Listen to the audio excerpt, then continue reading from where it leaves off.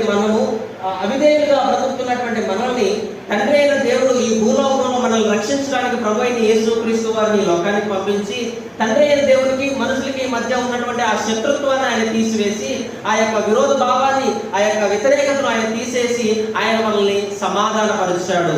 So యేసుక్రీస్తు మనల్ని సమాధానపరిచాడు, ఆయన మనల్ని ఏర్పాటు చేసుకున్నాడు, ఆయన మనల్ని పిలుచుకున్నాడు. అంత మాత్రమే కాదు, ఇంకొక విషయం చెప్పమంటారా? 8వ అధ్యాయం 15వ వచనం కూడా చదవండి.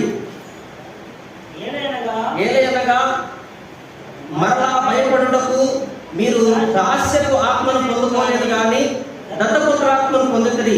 ఆ ఆత్మ కలిగిన వారమై మనము అబ్బా తండ్రి అని మొరపెట్టుచున్నాము. సో ఆయన మనల్ని ఏం చేశాడంటే, పాపులుగా ఉన్నటువంటి మనల్ని, అవిధేయులుగా బ్రతుకుతున్నటువంటి మనల్ని ఆయన తన రక్తం చేత కడిగి మనల్ని విమోచించి మనల్ని రక్షించుకొని ఆయన మనల్ని దత్త కుమార్తెలుగా, దత్త కుమారులుగా ఆయన స్వీకరించాడు.